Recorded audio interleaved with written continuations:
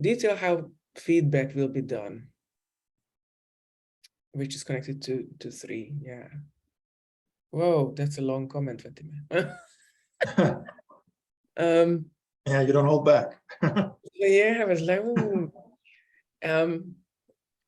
Okay. So this in Delta terms would have to go into the lesson plan, how you plan to deliver the feedback. And there are many ways. Again, you can have very thorough feedback on every item or stage. Which probably would be boring and overwhelming. Yeah, but probably not if it's completely new stuff. So this is again up on us. And depending on how analytic the learners are, because I am a super analytical person. I've been in classrooms where the teacher's understanding and the other learner personalities are such that we're just skipping over stuff and we're jumping around, and I'm like holding on for dear life because I find that it's sloppy and I don't feel safe. I'm worried for picking up stuff that's not precise enough. So it's again, very, very tricky to assume that one way or another is always going to be the way to go. But yeah, so very detailed shouldn't always be the case, because then it's very repetitive, very tiresome. We might decide to offer feedback. Well, just say, number 1 was A, B, C, D, any questions, no good, moving on. So that's a bit less thorough. We can write all the answers on the board or copy paste on Zoom. That's much faster.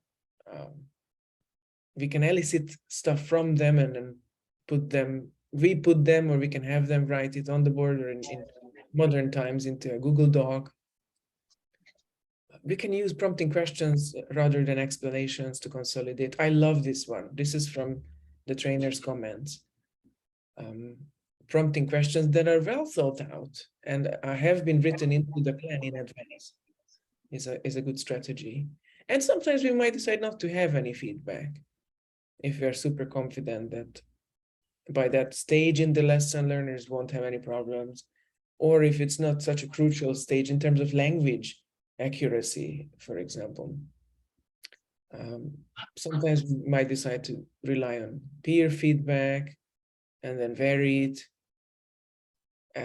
Sometimes we might want to hand out a model answer, especially when we're teaching writing.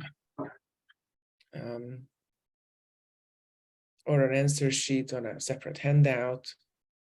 Or if there is an answer key at the back of the book, then we can just direct students there. Any other ways that you sometimes give feedback that were not in this list? Or any these ones? Because that's a very good one you just mentioned, that it can be super tiresome if somebody is always giving the thoroughness. I agree totally. It has to be kind of mixed and matched. Any other? Well, yeah, you can combine putting items on the board or on the screen on Zoom with peer correction by having the students offer the corrections. That's a good one. Like you were saying, while you're monitoring, you're taking note, and once the activity is over, then you show them the items and you elicit what was wrong with each. Yeah, it's a bit more consuming. That's something to bear in mind, but it's very engaging. It's all coming from them. Yeah, I would only put 1 or 2 or 3 items on the board at a time that are especially representative. Yeah, of the target. And it's usually the same thing to he, she, it with a verb with s at the end for the present tense, or using plurals, things like that. For my students in our context, it's usually the same few items that are significant for them. They come up again and again. Same suspects, which is good because you can anticipate them. Right. So that always helps, in the Delta. If you can kind of write a couple anticipated problems into your lesson plan, and And maybe the ones that they actually make, the mistakes they actually make, they might be a slightly different, but at least you have something in your lesson plan to kind of to refund. Okay.